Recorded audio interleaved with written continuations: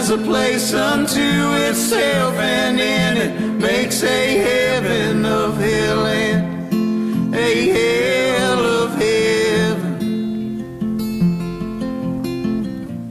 The water level of the reservoir is so low, it took me a half-mile to hike from the boat launch to any real water. But I don't want to talk about whether the lake is half full or half empty. Optimism and pessimism are chosen reactions to reality. I want to go deeper into what we consider to be real or true at all, and I'm going to explore that idea by painting something perhaps unexpected, a Christmas tree. The visit is on December 11th, 2024, after all. Hi, I'm Jay. This is Falcon State Park. First, let's consider the ideas of novelty and familiarity. My brother once told me, living in Amsterdam, that people were often thrilled to see a squirrel and irritated by herons. Whereas in the States, in most places, it's just the opposite. It's the idea of familiarity breeding contempt. And the things that are more rare and elusive, we tend to value more.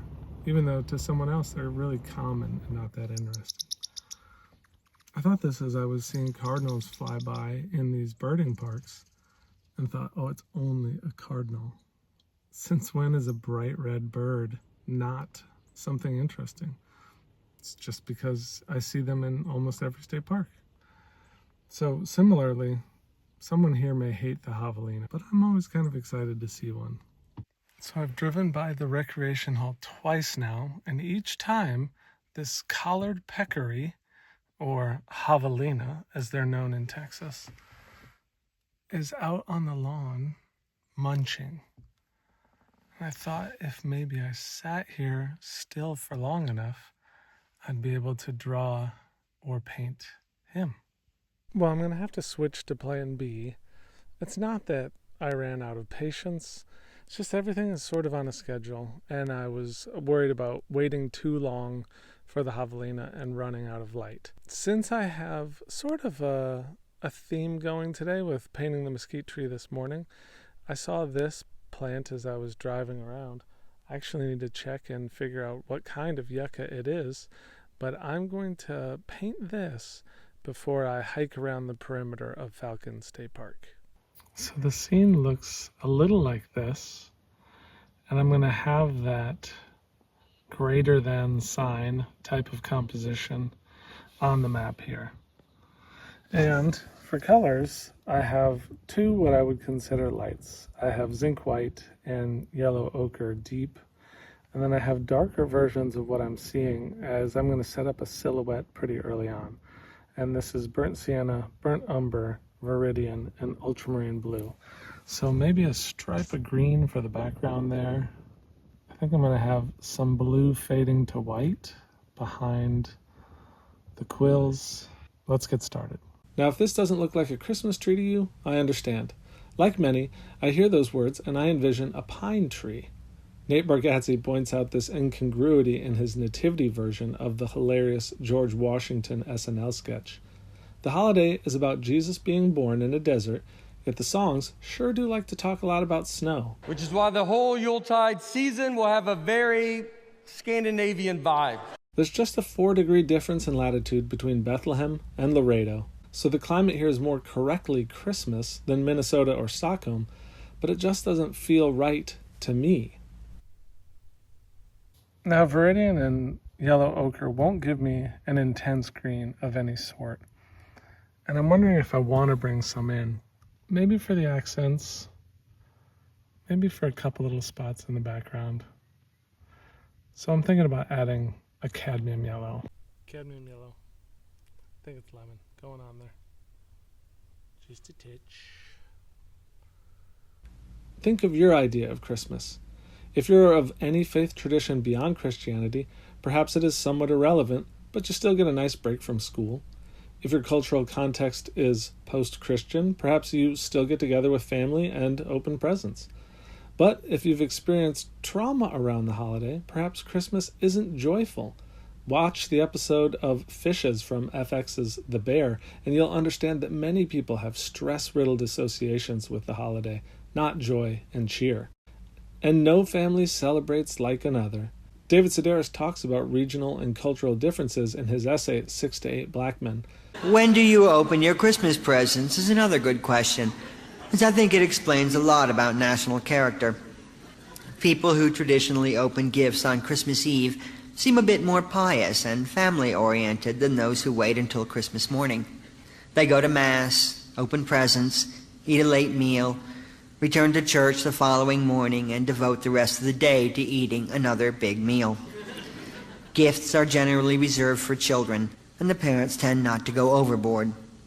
It's nothing I'd want for myself, but I suppose it's fine for those who prefer food and family to things of real value. Okay, we're gonna put in shadow value in the dead center, as dark as I can go. We'll have some stuff seem to grow out of this.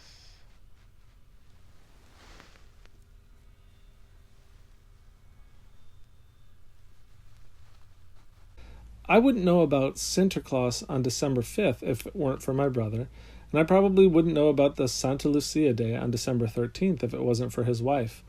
Prior to this trip, I knew nothing about Posada from December 16th to the 24th, but some flyers posted in the park intrigued me, and I investigated it. It all reminded me that we would probably think someone pretty smug if they demanded that their way to celebrate Christmas was, quote-unquote, the right way. Whether it's poncho navideño and tamales, glögg and lefse, or wine and 7 fishes, there is just as much beauty in tundra and pine trees as there is in deserts and great Spanish daggers. Picture your dream landscape. What would it be? Mine might have a polar bear in it, 10 degrees below zero, windswept. I wonder if someone who was born in a desert thinks that that is hell on earth. Everybody has what they grew up with thinking is beautiful and right, and things outside the norm probably not as beautiful to them, all because of taste and preference.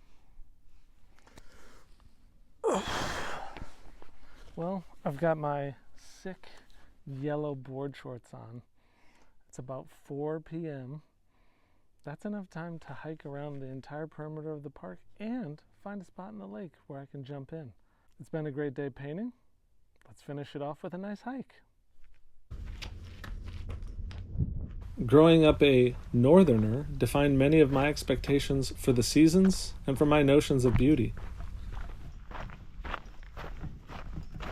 All the brush in the park is about 7 to 9 feet tall. So as I'm walking, it's right at eye level. Occasionally you'll get a break where you can see the reservoir of the lake.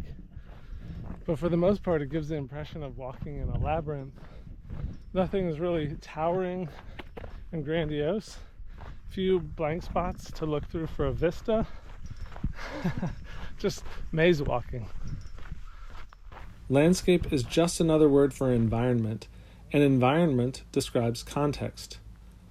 That's why I love travel, learning new things, seeing new sights, but also examining my notions of the world and hopefully enlarging them. There's so much beauty around us for just 2 eyes to see, but everywhere I go, I'm looking.